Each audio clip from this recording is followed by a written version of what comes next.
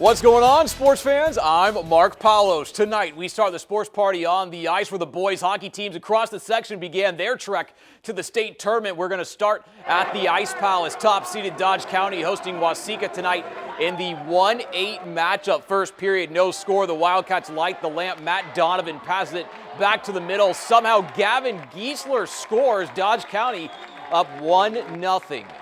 Later in the period, same score. The Wildcats appeared to score another. Brody Lamb gets the puck, puts a shot on net.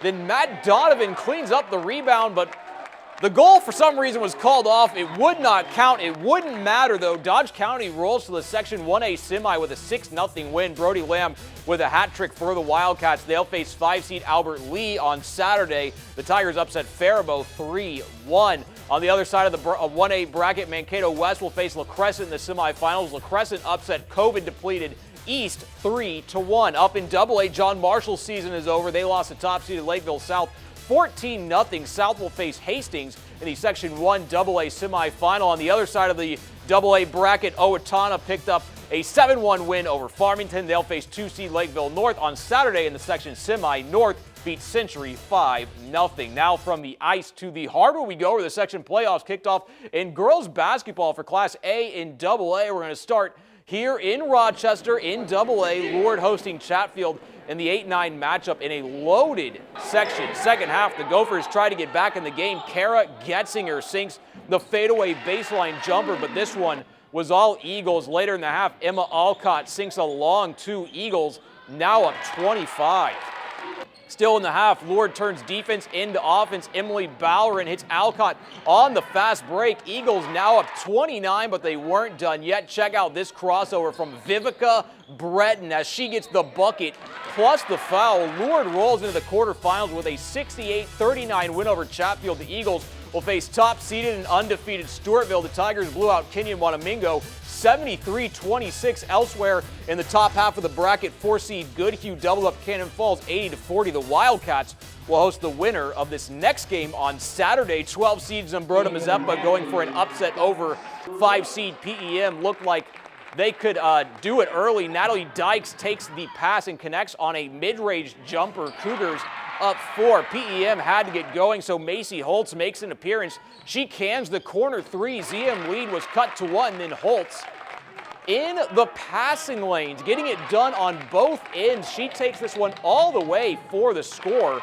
Bulldogs take a 1-point lead. PEM went on a little run. Cougars have an answer, though. Addie Voxland cutting across finishes for the score. The lead is cut back down to 1, but at the end of the game, PEM beat ZM 68-49. The victory earns them a date with Goodhue on Saturday in the quarterfinals. Staying in AA, a Sweet 16 matchup with 7-seed Dover Iota at home to face 10-seed La Crescent. Dover Iota would have some home cooking going. Pass to Malia Nelson. She absorbs the contact underneath, takes it up strong. Eagles up 13. DE working it again. Kylie Lacey wide open for the mid-range jumper. That's money for Lacey. Lead grows to 15. La Crescent had to put a run together. Molly Bills can't hit the three, but follows her own miss and finishes. That cuts the lead to 13, but the Eagles were feeling it. Little later, Sophia Andring's three stretches the lead to 20. Dover Iota punches its ticket to the quarters with an 81-48 win over La Crescent. They'll face 2-seed Lake City. The Tigers beat Lewis and Altura 70-29. Natalie Bramer 21 for the Tigers. 3-seed Cotter is on to the quarters. They beat Triton 65-36. The Ramblers will face Caledonia on Saturday. The Warriors beat St. Charles 56-44 down in Class A. Houston made quick work of Lyle Pacelli 72-31. They'll face Fillmore Central. The Falcons beat Faribault BA by 7. 4-seed Hayfield will face 5-seed Randolph in the quarters. Hayfield beat ACGE 68-36, while the Rockets beat LO 80-34. BP's Megan Oswald is 7 points away from setting the school's all-time scoring record. She'll get the chance on Saturday against Lanesboro, who upset Grand Meadow. And finally, 3-seed Kingsland and 6-seed Southland will face off in the final 1A quarterfinal. They both picked up home wins tonight.